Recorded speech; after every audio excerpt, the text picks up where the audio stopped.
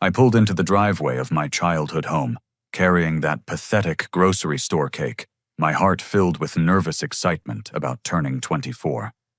The white frosting had shifted slightly during the drive, and the plastic happy birthday decoration looked crooked, but I didn't care. After working double shifts at the warehouse for weeks, this modest celebration was all I could afford, yet it represented something important to me. I had been looking forward to this simple family gathering for months, imagining my parents singing happy birthday and sharing stories about my childhood. Walking up the familiar concrete steps, I noticed unusual activity through the front windows. My mother Margaret appeared at the door before I could knock her expression cold and dismissive. She glanced at my grocery store cake with visible irritation and delivered words that would shatter my world forever. "No celebration this year, Frederick. Your sister needs our complete attention."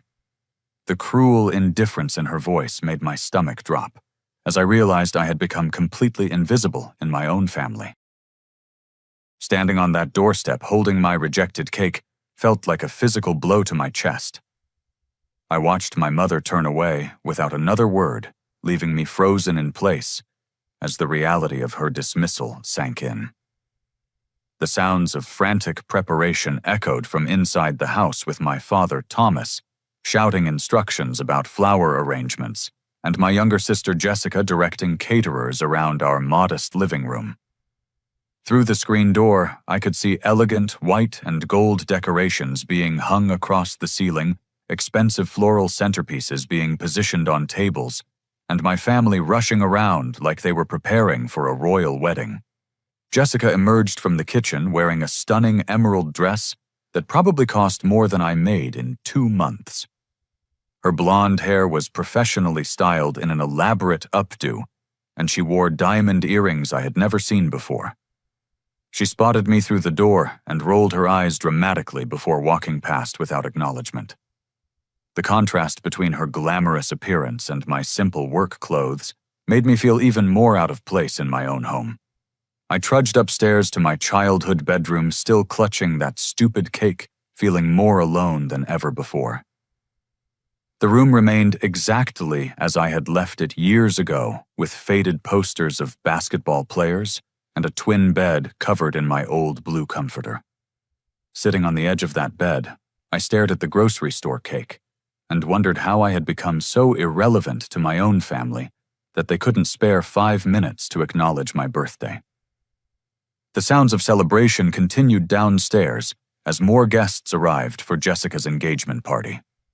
I recognized the voices of aunts and uncles I hadn't seen in months, all of them laughing and congratulating Jessica on her upcoming marriage to Brandon Walsh, some hotshot attorney from the wealthy side of town. Nobody asked about me or wondered where I was during this family gathering. Feeling restless and hurt, I decided to pack some belongings to take back to my small apartment across town. As I pulled out my old duffel bag from the closet, I accidentally knocked over a shoebox that had been hidden under Jessica's former bed. The contents spilled across the hardwood floor, revealing a collection of official-looking documents that made my blood run cold. Bank statements showed my college fund, which should have contained $37,000, had been completely emptied 3 years ago. The transfer records clearly indicated the money went directly to Jessica's private art school tuition at Westmont Academy. My parents had told me the fund was lost in bad stock market investments when I desperately needed money for community college classes. I had spent the last 3 years working warehouse jobs and living paycheck to paycheck, believing my education fund had simply vanished through their poor financial decisions. But the documents revealed a more devastating truth. Jessica had received a full academic scholarship to Westmont Academy, meaning my stolen college money had paid for unnecessary expenses while she attended school completely free. The scholarship letter was dated 6 months before my parents claimed my fund was lost, proving they had deliberately lied to me while transferring my money to Jessica. My hands shook as I discovered more evidence of their deception. Birthday cards addressed to me from both sets of grandparents over the past 5 years had been opened and kept hidden in this box. Inside each card were cash gifts, ranging from $50 to $200, totaling over $2,000 that I never received. My parents had intercepted these birthday presents and apparently spent the money on Jessica's various needs and wants. The final blow came when I found a handwritten letter from my late grandfather, Robert, specifically stating that his vintage car collection should go to me upon his death 2 years ago. The letter detailed 3 classic automobiles worth approximately $15,000 total that were meant to help me start my adult life. Instead, I found sale receipts showing my parents had sold all 3 cars immediately after Grandfather Robert's funeral and deposited the money into Jessica's savings account for what they called art supplies and educational materials. Sitting on that bedroom floor surrounded by evidence of years of systematic theft and deception, I felt my entire understanding of my family crumble. They had not only stolen my financial future, but had actively worked to ensure Jessica received every possible advantage while I struggled alone. The depth of their favoritism went far beyond simple preference. It was calculated financial abuse designed to benefit one child at the complete expense of the other. The sounds of laughter and celebration from downstairs now felt like mockery. Here I was, discovering that my family had been robbing me for years, while they threw an expensive party for Jessica's engagement using money that should have supported my education and future. The irony was devastating. I had come home hoping for a simple birthday acknowledgement, only to learn that my own family had been systematically undermining my life for years. I gathered every piece of evidence from that shoebox and marched downstairs, my heart pounding with a mixture of rage and heartbreak. The living room was filled with about 30 people, all dressed in their finest clothes and holding glasses of champagne.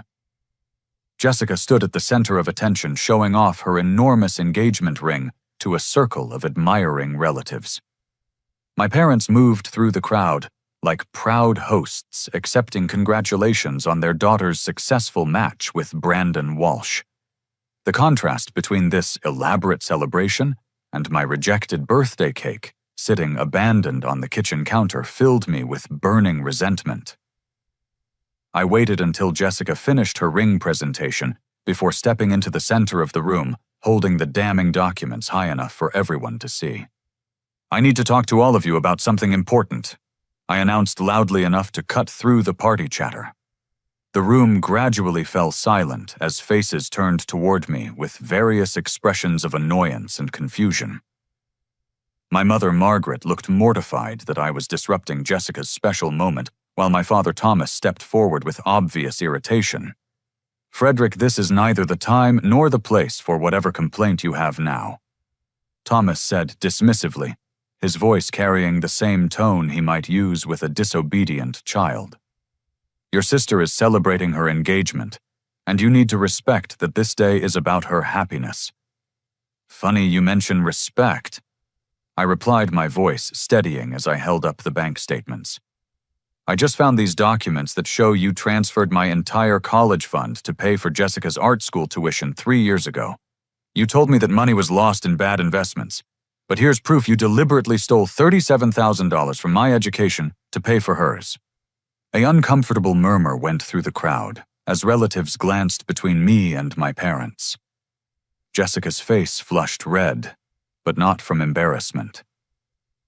Instead, her expression showed pure anger that I was causing this scene during her celebration. Margaret stepped forward with her chin raised defiantly, showing no trace of shame or regret. "Frederick, you have always been the independent one in this family. We made decisions that we believed would benefit everyone in the long run. Jessica needed more support because she had greater potential for social and professional success." The casualness of her admission hit me like a physical blow. She wasn't even trying to deny the theft. Instead, she was justifying it based on their assessment of our respective worth as human beings. Greater potential. I repeated, hardly believing what I was hearing. So you decided I didn't deserve the money my grandparents saved for my education because you thought Jessica was prettier and more likely to marry well. Thomas nodded without hesitation, as if this logic was perfectly reasonable. Son, Jessica has always had natural advantages that you lack. She's more socially gifted, more attractive, and frankly more likely to achieve the kind of success that reflects well on our family. We invested in the child who could give us the best return on our efforts.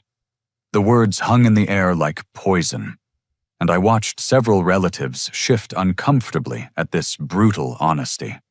My own parents had just admitted in front of their extended family that they considered me the inferior child who didn't deserve equal treatment or investment. Return on investment, I asked, my voice rising. I'm your son, not a business decision. And what about these birthday cards from Grandma Rose and Grandpa William? You've been stealing cash gifts addressed to me for years.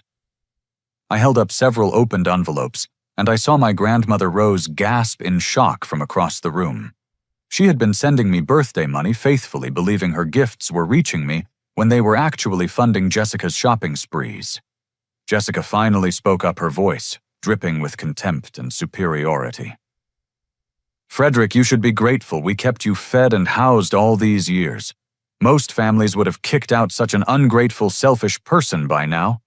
Instead of complaining about ancient history, maybe you should thank us for supporting you through your pathetic warehouse jobs. Her words revealed something even more disturbing than my parents' theft. Jessica not only knew about the stolen money and hidden gifts, but she felt entitled to them. In her mind, I should be grateful for the basic care that parents owe all their children, while she deserved every financial advantage they could provide. Ancient history. I replied, pulling out my grandfather's letter about the car collection. What about Grandfather Robert's vintage cars that he specifically left to me in this letter? I just found receipts showing you sold them and gave Jessica the $15,000 for art supplies. The room fell completely silent now, and I could see several relatives looking genuinely shocked at the scope of my family's deception. My grandmother Rose had tears in her eyes as she realized how thoroughly she had been lied to about my character and situation. Margaret's composure finally cracked slightly as she realized how bad this looked to their guests. Frederick, you're causing a scene and embarrassing your sister on one of the most important days of her life. If you can't be supportive of this family, then maybe you should leave and figure out your own path forward. Figure out my own path. I laughed bitterly. I've been figuring out my own path for years while you systematically stole every advantage I should have had. You took my education fund, my birthday money, my inheritance, and then told everyone I was the ungrateful one. Thomas stepped closer to me, his face red with anger. That's enough, Frederick. You will not ruin this celebration with your selfish complaints. Either apologize to your sister and join this party properly, or get out of this house right now. The ultimatum crystallized everything for me.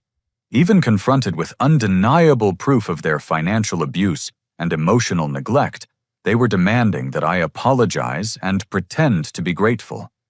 They wanted me to smile and celebrate Jessica's success, which was built partly on money stolen from my future. Looking around the room, I saw relatives who had witnessed this entire confrontation. Some looked sympathetic to my situation, but others seemed more concerned about the social awkwardness than the injustice I had suffered. Nobody spoke up to defend me or question my parents' admission of theft and favoritism. The most devastating realization was that Jessica's engagement ring probably cost more than all the money they had stolen from me combined, yet they couldn't spare 5 minutes to acknowledge my 24th birthday. I was standing in a room full of people celebrating my sister's happiness while completely ignoring the systematic abuse that had funded her advantages. You know what? I said, finally, my voice calm, but filled with resolve. You're absolutely right. I should figure out my own path forward, and that path starts with getting as far away from this toxic family as possible. I turned to leave, but Jessica's voice stopped me cold, with one final revelation that would change everything. By the way, Frederick, remember that job interview you had at Brandon's law firm last month? The one you were so excited about. I called ahead and told them you had anger management issues and a history of workplace conflicts. I couldn't risk having my embarrassing brother working at my fiancé's prestigious firm. The admission hit me like a thunderbolt. That job interview had been my best opportunity for career advancement in years. I had prepared for weeks, researched the firm extensively, and felt confident about my qualifications. When they rejected me without explanation, I spent weeks wondering what I had done wrong during the interview process. Now I knew the truth. Jessica had deliberately sabotaged my career prospects to protect her own social standing. She had actively worked to keep me trapped in dead-end jobs while building her own success on stolen money and family connections. I left that confrontation and went straight to my bedroom feeling more isolated and betrayed than ever before in my life. Through my window, I could hear the party resuming downstairs as if nothing had happened. The sounds of laughter and celebration felt like salt in fresh wounds, reminding me that my family could return to their joy immediately after crushing my spirit. Sitting on my childhood bed, I stared at the evidence of their systematic abuse spread across my comforter. Bank statements, hidden birthday cards, inheritance documents, and receipts painted a picture of years of calculated theft designed to advantage Jessica while undermining my future. The scope of their deception was breathtaking in its thoroughness and cruelty. What hurt most was the realization that this wasn't accidental favoritism or temporary financial hardship.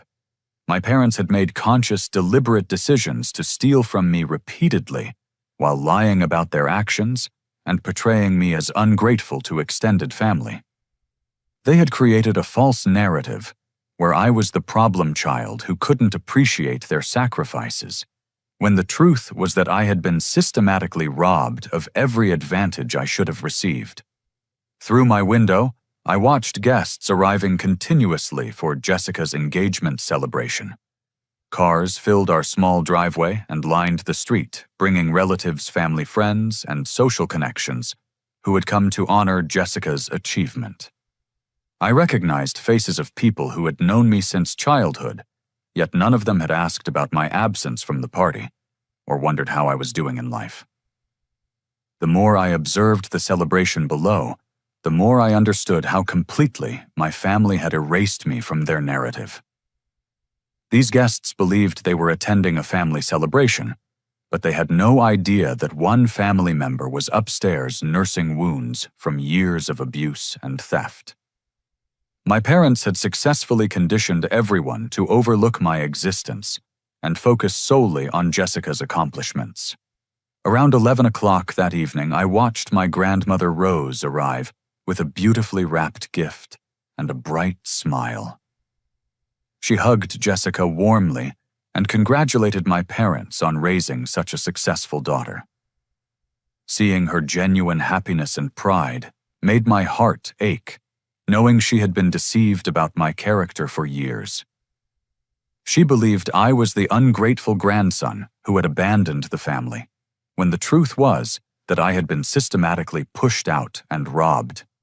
The sight of Grandma Rose celebrating downstairs while believing lies about me became the final breaking point. I realized that staying in this environment would only lead to more pain and manipulation. My family had shown they were willing to steal from me, lie about me, and sabotage my career prospects to maintain Jessica's advantages. There was no scenario where this dynamic would improve or where I would receive fair treatment. I pulled out my phone and checked my bank account balance, $837. It wasn't much, but it represented every penny I had saved from my warehouse job over the past 6 months. This money was mine earned through my own labor and couldn't be stolen or manipulated by my family.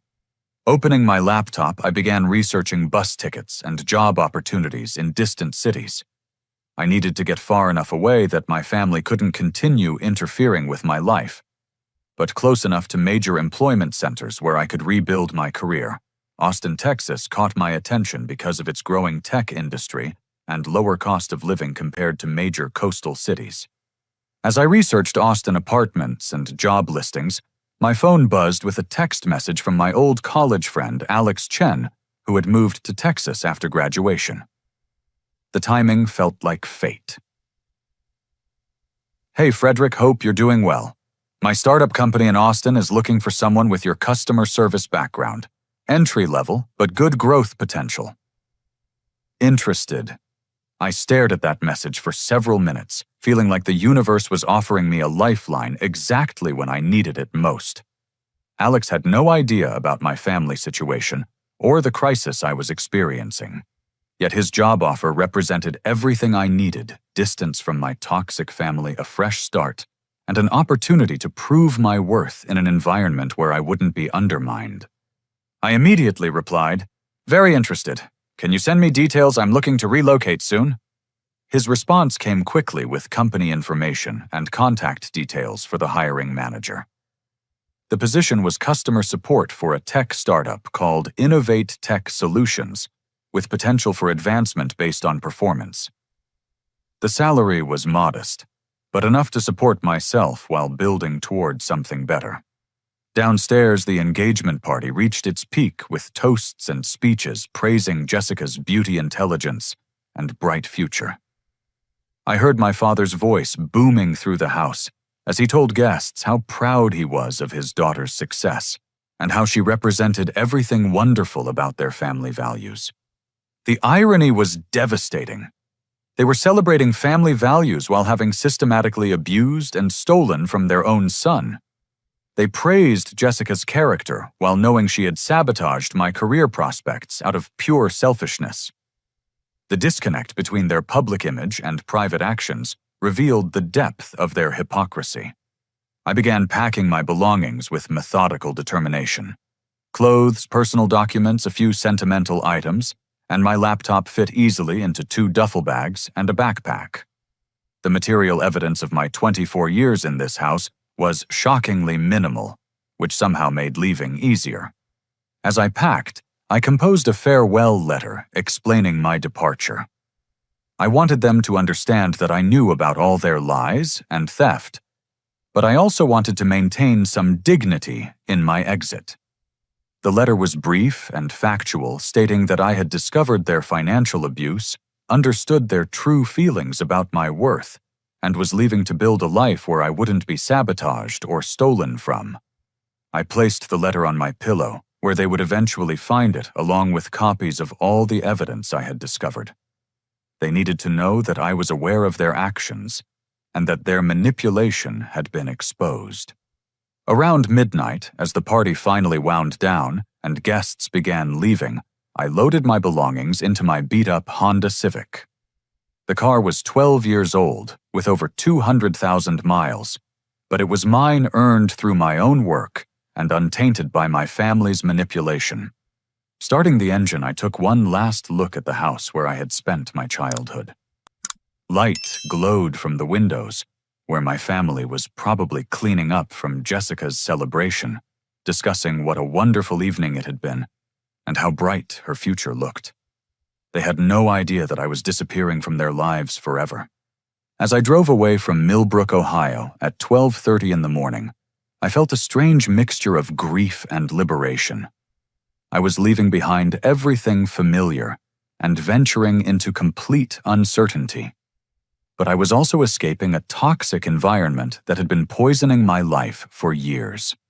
At a gas station on the edge of town, I stopped to buy coffee for the long drive to Texas. Standing in the fluorescent-lit convenience store, I pulled out my wallet and found the few family photos I always carried. Pictures of Christmas mornings, summer vacations, and birthday celebrations from happier times when I believed my family loved me equally. Without hesitation, I threw those photos into the gas station trash can. They represented a false history, where I was valued and loved, when the reality was that I had been tolerated at best and systematically undermined at worst. Keeping those pictures would only remind me of illusions that had been shattered forever. Getting back into my car, I programmed Austin, Texas into my GPS and began the 9-hour drive toward my new life. The highway stretched endlessly ahead of me, dark and uncertain, but for the first time in years, I felt like I was moving toward hope instead of away from it. The drive to Austin took me through the heart of America, past small towns and endless farmland that looked nothing like the suburban Ohio landscape I was leaving behind. I drove straight through the night, fueled by gas station coffee, and the adrenaline of making the biggest decision of my life. When the Austin skyline appeared on the horizon at 8 in the morning, I felt like I was arriving in a completely different world. Alex met me at a downtown diner called Magnolia Cafe, and I was struck by how much more confident and successful he looked compared to our college days. He wore a crisp button-down shirt and spoke enthusiastically about the tech startup scene in Austin, describing opportunities and growth potential that seemed impossible from my warehouse job perspective. Innovate Tech Solutions is exactly the kind of place where hard work gets noticed quickly, Alex explained over breakfast tacos.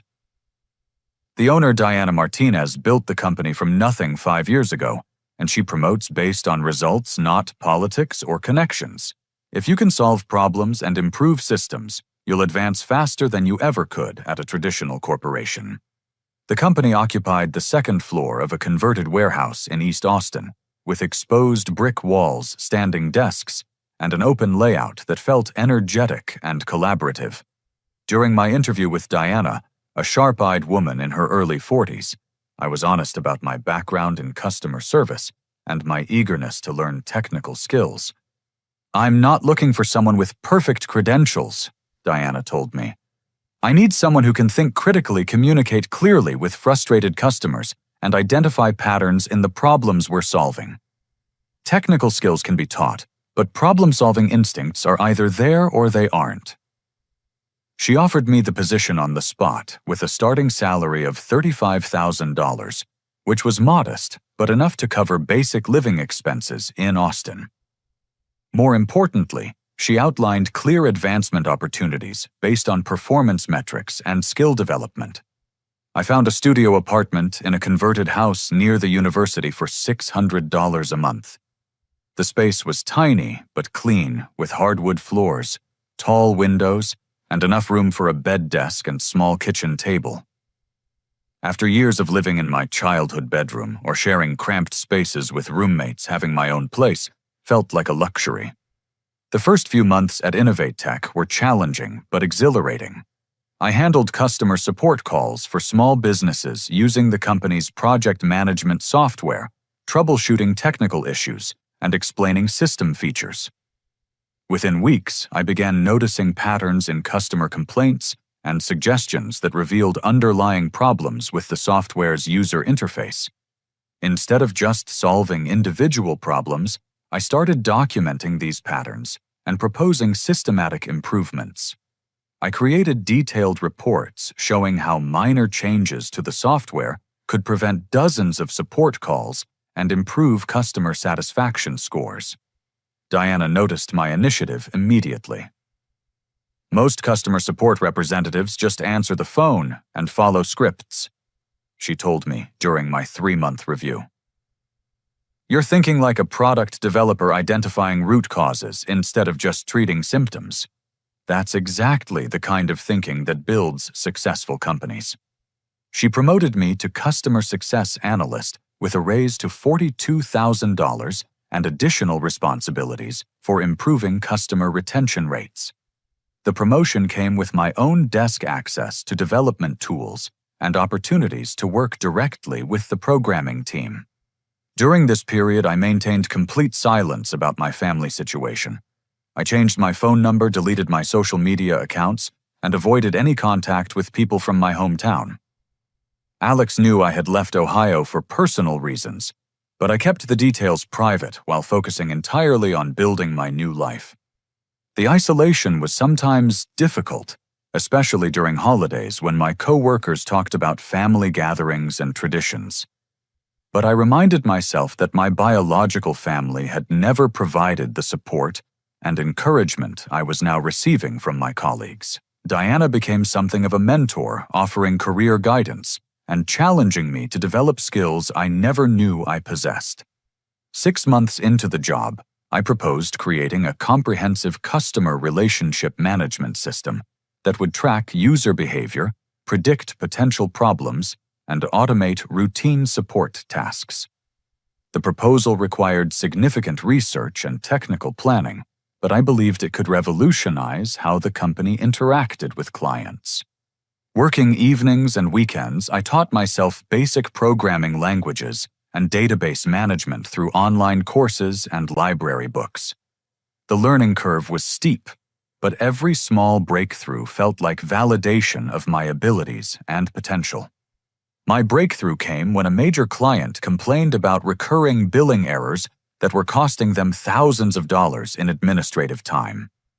Instead of offering standard troubleshooting, I analyzed their entire account history and discovered that our billing system had a flaw affecting customers with certain payment schedules. I developed a solution that not only fixed their specific problem, but prevented similar issues for hundreds of other clients.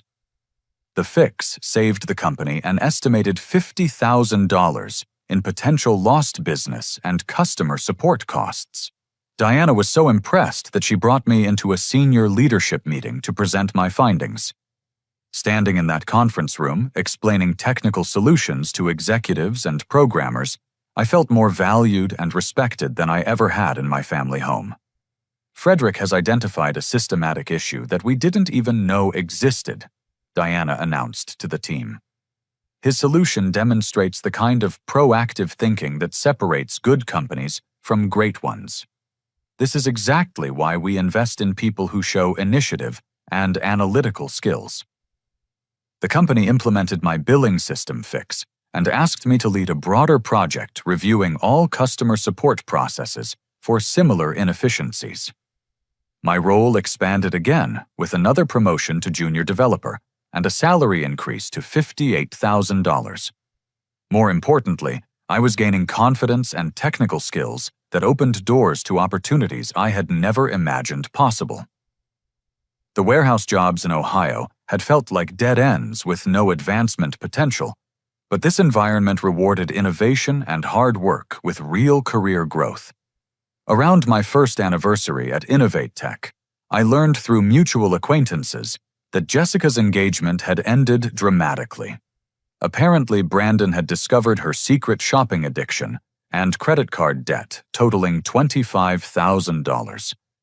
He broke off the engagement when she couldn't explain how she had accumulated such massive debt while living rent-free at home. My parents were reportedly struggling to help Jessica pay off her credit cards while dealing with reduced income from my father's job insecurity. The financial strain of supporting Jessica's lifestyle was apparently causing significant stress in their marriage. Learning about their problems felt strange and distant, like hearing gossip about acquaintances rather than immediate family.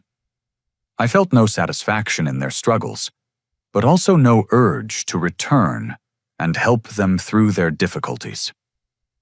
They had made their choices about whose future to invest in, and now they were experiencing the consequences of those decisions. Instead of dwelling on their situation, I focused on my own continued growth. I enrolled in evening programming classes at Austin Community College and began developing a more sophisticated customer service automation platform that could potentially serve businesses beyond Innovate Tech. The technical challenges were exciting and challenging in ways that my previous jobs had never been. Every problem I solved and every skill I developed felt like building towards something meaningful and sustainable rather than just earning a paycheck. By the end of my first year in Austin, my net worth had grown to nearly $15,000 through careful saving and budgeting. More importantly, I had developed a professional network technical skills and career trajectory that promised continued advancement based on merit rather than family connections or political maneuvering. The transformation from warehouse worker to technology professional happened faster than I had ever imagined possible, but it required complete commitment to learning and proving myself in an environment where my past didn't matter. In Austin, I was judged solely on my abilities and contributions, which was all I had ever wanted from my family. During my second year at Innovate Tech, my customer service automation project evolved into something much larger than I had originally envisioned. The system I developed could analyze customer interactions across multiple channels, predict support needs before problems occurred, and automatically resolve common issues without human intervention. The breakthrough came when I realized that small businesses across multiple industries faced identical customer service challenges, but lacked the resources to develop sophisticated solutions. My automation platform could be adapted to serve restaurants, retail stores, professional services, and online businesses with minimal customization. I spent 6 months refining the software during my spare time, testing it with local Austin businesses who agreed to pilot the system in exchange for free implementation. The results were extraordinary. Participating businesses reduced customer service costs by an average of 40%, while improving satisfaction scores and response times. Word about my platform spread through Austin's tight-knit small business community, and I began receiving inquiries from companies across Texas who wanted to implement similar systems. The demand was far beyond what I could handle as a side project while working full-time at Innovate Tech. Diana noticed my distraction and growing excitement about the automation project. Rather than being concerned about potential competition, she encouraged me to pursue the opportunity and offered to provide business mentorship as I developed my ideas. Frederick, you've identified a genuine market need and created a solution that could benefit thousands of businesses, she told me during a career planning discussion. Innovate Tech will always have a place for you, but entrepreneurship might be your true calling.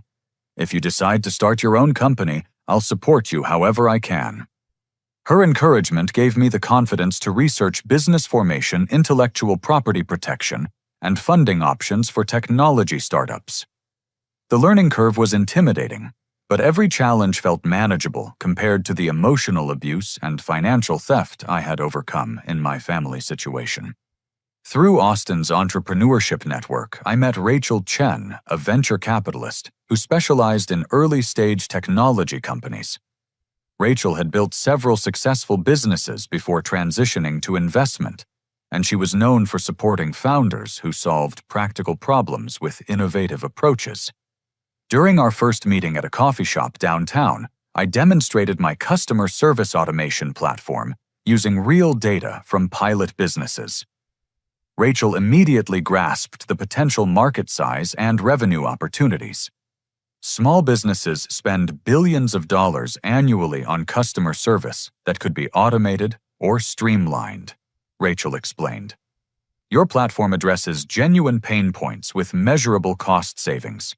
The scalability is enormous because every business needs customer service, but most lack the technical expertise to optimize these processes. She offered to invest $200,000 in exchange for a 20% equity stake contingent on my commitment to leave Innovate Tech and focus full-time on building the company. The investment would cover software development, marketing, legal expenses, and 18 months of operating costs while we established the business. The decision to leave my stable job and pursue entrepreneurship felt terrifying and exhilarating simultaneously. I had spent 2 years building security and professional credibility, but this opportunity represented everything I had hoped to achieve through hard work and innovation. I gave Diana 6 weeks' notice and worked diligently to transition my responsibilities to other team members. She was genuinely excited about my entrepreneurial venture and offered to serve as an advisor and potential customer for my new company. You're making the right decision, Diana assured me during my final week at Innovate Tech. I've watched you grow from customer support representative to innovative developer in record time. Your work ethic and problem-solving skills will make this business successful, and you'll never wonder what might have been if you hadn't taken this risk. I named my company ConnectFlow and established offices in a shared workspace near downtown Austin. The environment was filled with other startups and entrepreneurs, creating an atmosphere of innovation and ambition that energized me daily.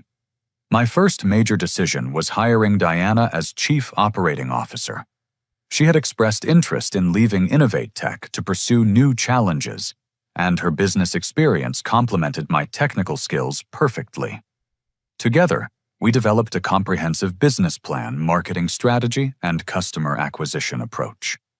The early months were intense and demanding, requiring 12-hour days and constant problem-solving as we refined the software and built our customer base. But every challenge felt purposeful and meaningful because I was building something that belonged to me and reflected my vision. Our first major client was a regional restaurant chain that operated 23 locations across Texas. They implemented ConnectFlow to handle reservation management, complaint resolution, and customer feedback analysis. Within 3 months, the chain reduced customer service labor costs by 38% while improving online review scores and customer retention rates. The success story provided credibility and referrals that accelerated our growth exponentially. Local business magazines featured ConnectFlow as an innovative Austin startup, and industry publications recognized our platform as a breakthrough solution for small business customer service automation. By the end of our first year, ConnectFlow had 47 active business clients and generated over $1 million in revenue. My personal net worth reached $300,000 through salary equity appreciation and careful financial management. More importantly, I had proven to myself that my family's assessment of my potential was completely wrong. They had believed Jessica was more likely to achieve professional success because of her social advantages and physical attractiveness. But I had built a profitable company based on intelligence, creativity, and determination. During this period of rapid business growth, I occasionally heard updates about my family through mutual connections in Ohio. Jessica had moved back home after her broken engagement and was struggling to find employment that matched her art degree qualifications.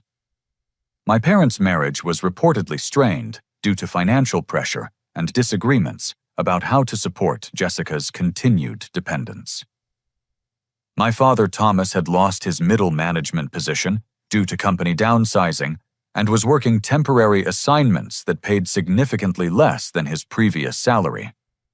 My mother, Margaret's part-time retail job barely covered basic household expenses, and they were behind on mortgage payments. The contrast between my success and their struggles was striking, but I felt no desire to gloat or seek revenge. Instead, I focused on continuing to build ConnectFlow into a sustainable business that could support multiple employees and serve hundreds of clients. The most satisfying aspect of my success was earning respect and recognition based entirely on merit. My clients valued ConnectFlow because it solved their problems and improved their profitability, not because of family connections or social advantages.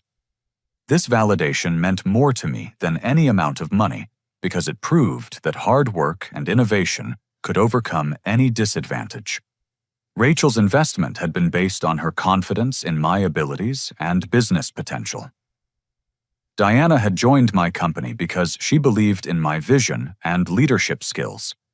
Our clients recommended ConnectFlow to other businesses because they experienced tangible benefits from our services.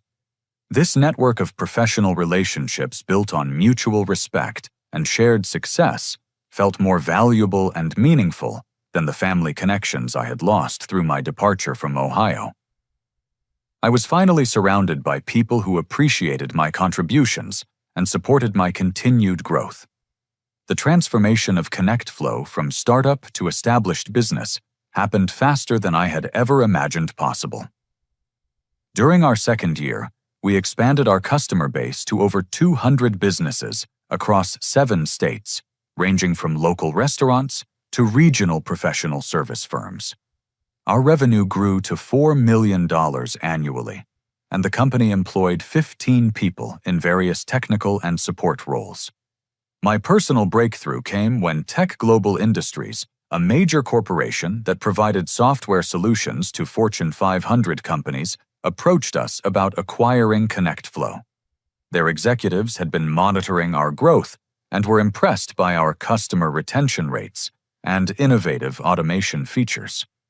The acquisition negotiation process lasted 3 months and involved detailed financial audits, technical assessments, and strategic planning sessions. Tech Global wanted to integrate ConnectFlow's platform into their existing product suite and leverage their massive sales network to reach enterprise-level clients.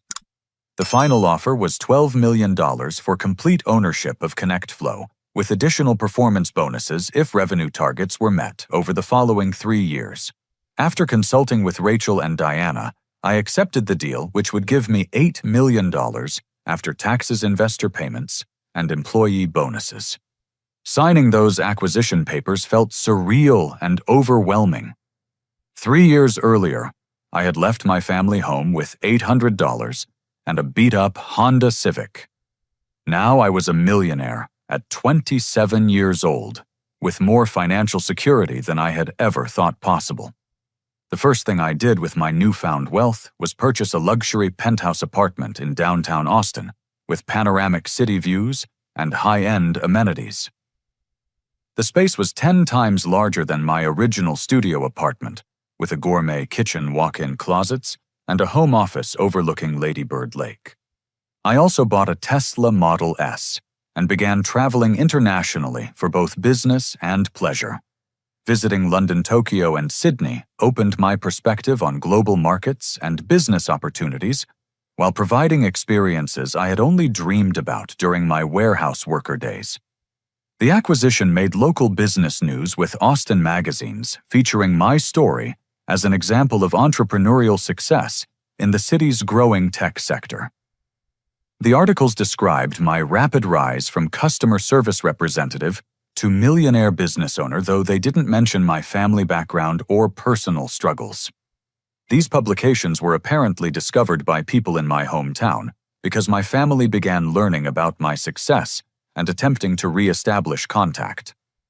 The first approach came through social media, where Jessica created multiple fake accounts to send me messages claiming she had grown and matured since our last interaction. Her messages were carefully crafted to sound remorseful and loving, describing how much she missed our relationship and regretted the misunderstandings that had driven us apart.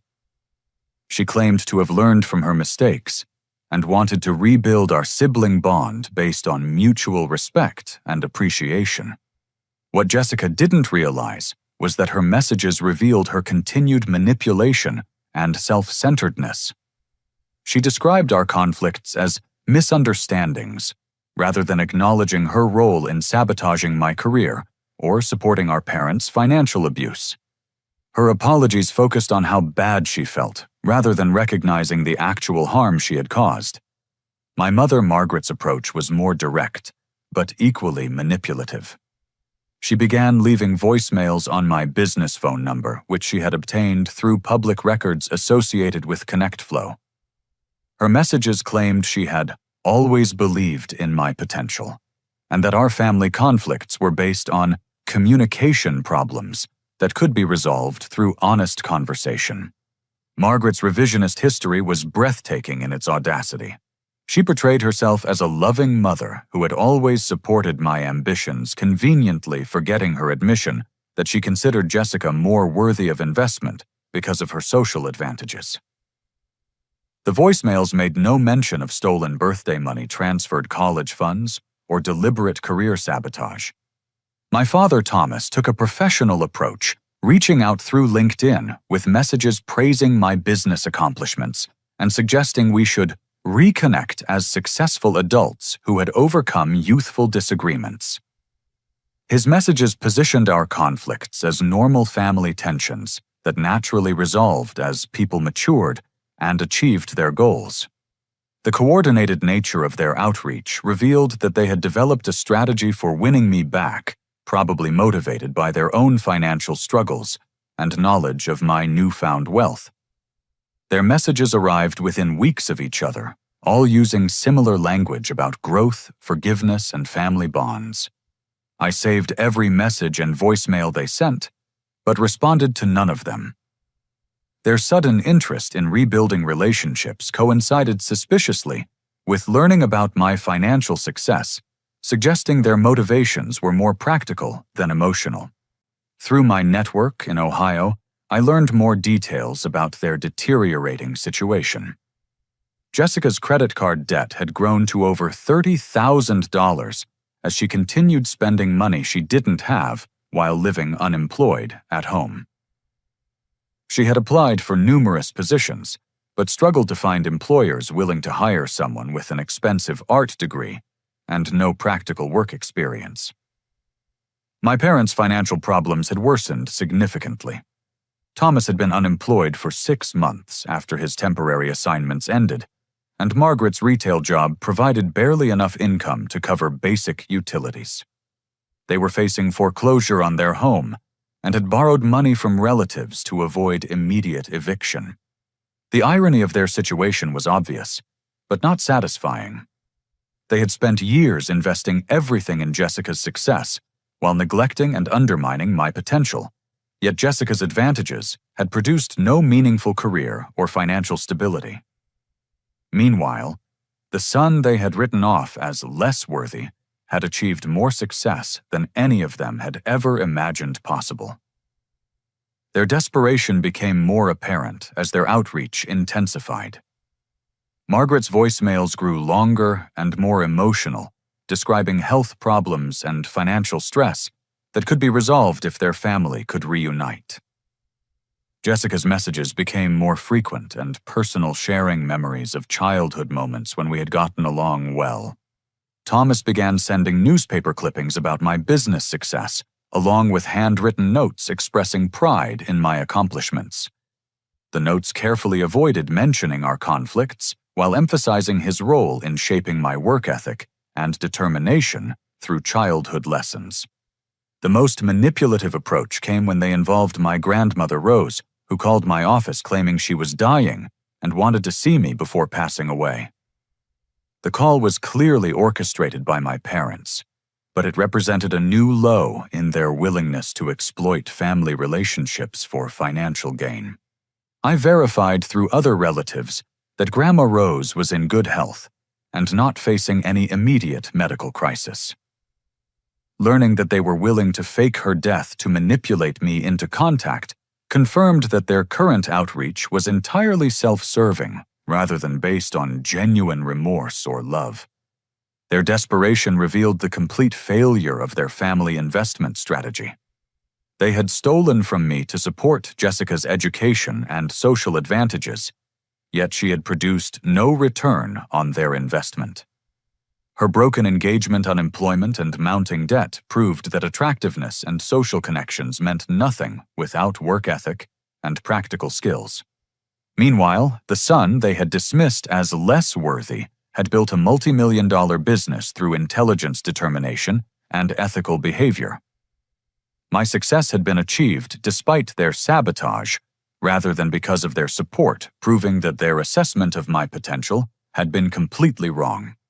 As their financial situation continued deteriorating and their outreach became more desperate, I realized they were finally experiencing consequences for years of favoritism and abuse. Justice was being served not through any action on my part, but through the natural results of their own choices and character flaws. 2 years after the acquisition of ConnectFlow, I made a decision that would close the most painful chapter of my life forever. My family's financial situation had reached a crisis point with foreclosure proceedings and mounting medical bills creating genuine hardship that extended beyond my immediate parents and sister. I had been monitoring their situation through mutual acquaintances and occasional Google searches, maintaining awareness without direct contact. The information I gathered painted a picture of people who were finally experiencing the consequences of years of poor decisions and character flaws. My father Thomas had been diagnosed with a serious heart condition that required expensive treatment, not fully covered by his limited insurance. The medical bills were pushing my parents toward bankruptcy, while they struggled to maintain their home and support Jessica's continued unemployment. Jessica herself had become increasingly isolated and depressed as her debt grew and employment prospects dwindled. Her art degree qualified her for very few positions that could support independent living, and her lack of practical work experience made her unemployable in most professional environments. The situation came to a head when I received a desperate letter from my grandmother Rose, who had finally learned the truth about our family conflicts. The letter was heartbreaking in its honesty and shame, as she described how my parents had manipulated her for years with false stories about my character and behavior. "Frederick, I am so ashamed of how I treated you at Jessica's engagement party," Grandma Rose wrote in shaky handwriting. "Your parents told me you had become selfish and ungrateful, that you refused to help family and only cared about yourself. I believed them because I trusted their word about their own children. Now I know they were lying to cover up their own terrible behavior toward you." She explained that other relatives had gradually revealed pieces of the truth about my stolen college fund, hidden birthday gifts, and the systematic favoritism that had driven me away. The full picture of my parents' financial abuse had finally become clear to extended family members who had been deceived for years. "I understand why you left and why you haven't returned," her letter continued. "But I also know that you are a good person with a kind heart despite everything they did to you. Your grandfather Robert would be so proud of the man you became, and he would want you to show mercy to people who need help, even if they don't deserve it." Reading that letter in my Austin penthouse, surrounded by the success I had built through my own efforts, I felt a complex mixture of vindication and sadness. My grandmother's acknowledgement of the truth validated everything I had experienced, but it also highlighted the cost of my family's dysfunction. I decided to return to Millbrook for the first time in 4 years, driving my Tesla through familiar streets that looked smaller and shabbier than I remembered. The town seemed frozen in time, while I had grown and changed beyond recognition. My childhood home showed obvious signs of financial distress. The lawn was overgrown, paint was peeling from the shutters, and a "for sale" sign stood prominently in the front yard. The house that had once represented stability and family connection now looked like a symbol of decline and failure. I drove to Murphy's Diner downtown, knowing it was a place where I might encounter family members or old acquaintances. Sure enough, my grandmother Rose was having coffee with 2 other elderly women when I walked through the door. Her face showed shock and joy when she recognized me. "Frederick." "Oh my goodness, look at you," she said, rising carefully from her booth to embrace me. The other women stared openly as Grandma Rose introduced me as her successful grandson, who owned a technology company in Texas. We sat together while she apologized repeatedly for believing my parents' lies and treating me poorly during my final years at home. Her remorse was genuine and painful to witness, and I assured her that I understood she had been deceived by people she trusted. "They told everyone you abandoned the family without explanation," Grandma Rose explained. "We thought you were selfish and ungrateful, that you couldn't be bothered to help during difficult times. Nobody knew about the money they took from you, or how badly they treated you." Our conversation was interrupted when my parents and Jessica entered the diner, having heard through small-town communication networks that I was back in Millbrook. Their appearance was shocking in its deterioration from the confident, well-dressed people I remembered from Jessica's engagement party. Thomas looked significantly older and thinner, his face gray with illness and stress. Margaret appeared worn down by financial worry and emotional strain. Jessica seemed the most changed, having lost the vibrant confidence that had once defined her personality. They approached our table hesitantly, unsure of their reception, but desperate enough to risk public rejection.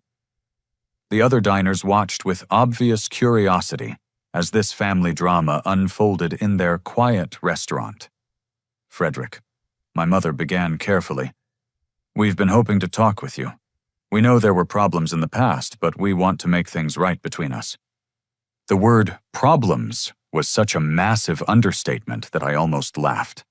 Their systematic theft and emotional abuse had been reduced to problems that could be resolved through conversation and goodwill. Making things right would require acknowledging what actually happened. I replied calmly, "Are you prepared to admit that you stole my college fund, hid my birthday gifts, sold my inheritance, and sabotaged my career prospects to benefit Jessica?" The directness of my question clearly shocked them, but they were too desperate to retreat. Thomas nodded reluctantly, while Margaret looked uncomfortable with my specific accusations. "We made mistakes in how we handled family finances," Thomas admitted carefully. "We thought we were making decisions that would benefit everyone in the long run, but we realize now that we hurt you unfairly." Jessica remained silent, staring at the table while her parents attempted damage control. Her inability to contribute to the conversation suggested she felt no genuine remorse for her role in my mistreatment. "The money isn't really the issue anymore," I explained. "I've been financially successful despite your sabotage, not because of your support. What matters is whether you understand why your behavior was wrong and whether you're capable of treating people differently in the future." I looked directly at Jessica, who finally met my eyes with a mixture of shame and defiance. "Do you understand that sabotaging my job interview was cruel and destructive? Do you recognize that your actions were designed to keep me from succeeding while you advanced through stolen advantages?" Jessica's response was barely audible. "I was scared that having you at Brandon's firm would embarrass me. I know it was wrong, but I was protecting my relationship." Her answer revealed that she still didn't understand the fundamental ethics of what she had done. She was sorry for the consequences, but not for the thought process that led her to sabotage her own brother's career prospects. Despite their imperfect understanding of their past behavior, I realized that they were finally experiencing genuine hardship that had stripped away their arrogance and entitlement. The natural consequences of their choices had taught them lessons that my arguments never could. "I'm willing to help with Dad's medical bills and prevent you from losing the house," I announced, causing visible relief to wash over their faces. "But there will be conditions that must be met before and during any financial assistance." I outlined my requirements. They would attend family counseling to address their dysfunction and favoritism. They would publicly acknowledge their past mistreatment to extended family members who had been deceived, and they would commit to treating all family members with equal respect and consideration. Additionally, Jessica would be required to find employment within 6 months and begin paying down her credit card debt through her own labor. My assistance would cover emergency medical and housing costs, but would not subsidize continued unemployment or irresponsible spending. Most importantly, I concluded, you need to understand that this assistance is based on mercy, not obligation. I owe you nothing after years of abuse and theft. I'm helping because I choose to show compassion, but I expect accountability and genuine change in return. The conditions were challenging, but fair, requiring them to address the root causes of their dysfunction rather than simply accepting financial rescue. Their willingness to meet these requirements would demonstrate whether they were capable of growth and change. Over the following months, my family slowly began meeting the conditions I had established. They attended counseling sessions that forced them to confront their patterns of favoritism and manipulation. Extended family members learned the truth about my departure and the circumstances that had driven me away. Jessica found employment at a local marketing firm and began paying down her debt through monthly installments. The work was challenging for someone accustomed to family support, but it provided her with independence and self-respect that she had never earned before. My parents' attitude toward me changed fundamentally as they recognized that my success was self-made rather than accidental. They began treating me with respect and appreciation instead of the dismissive tolerance I had experienced throughout my childhood. The transformation wasn't complete or perfect, but it represented genuine progress toward healthier family dynamics. More importantly, I learned that my greatest success wasn't financial wealth, but the emotional maturity to forgive people who had wronged me while still protecting myself from future abuse. My story taught me that family relationships must be built on mutual respect and genuine care, not genetic connections or social expectations. True success means having the strength to walk away from toxic situations, the wisdom to build something better through your own efforts, and the compassion to extend mercy when it's deserved. The revenge I had once imagined never materialized because it became unnecessary. The natural consequences of their choices provided more justice than any action I could have taken, while my success proved that their assessment of my worth had been completely wrong. Looking back, I realized that leaving my family was the most difficult and most important decision of my life. It required tremendous courage to walk away from everything familiar and rebuild my entire existence around different values and relationships. But that decision led to experiences and achievements I never could have imagined while trapped in their toxic dynamic. Building ConnectFlow, earning millions of dollars, and creating genuine professional relationships taught me lessons about my own capabilities that transformed how I saw myself and my potential. The most valuable lesson I learned was that your past doesn't determine your future unless you allow it to. People who underestimate you are providing an opportunity to prove them wrong through your actions and achievements. The greatest gift you can give yourself is the freedom to become who you're meant to be, regardless of other people's limitations or expectations. My 24th birthday began with rejection and a grocery store cake, but it ended with the first steps toward a life of independence and success. Sometimes the worst moments in our lives are actually doorways to our greatest achievements, if we have the courage to walk through them. To everyone listening who has felt undervalued or overlooked by the people closest to them, your worth isn't determined by their opinions or treatment. You have the power to build something better through your own efforts, and the family you create through genuine relationships will be more valuable than any connection based on blood alone. Now I want to hear from all of you who have made it through this entire journey with me. Have you ever had to walk away from toxic family relationships to protect your own future and well-being? What gave you the strength to choose your own path over family expectations? Please share your experiences in the comments below, because your stories might inspire someone else who is facing similar difficult decisions. If this story resonated with you and reminded you that success is possible despite difficult beginnings, please hit that like button to let me know it was worth sharing.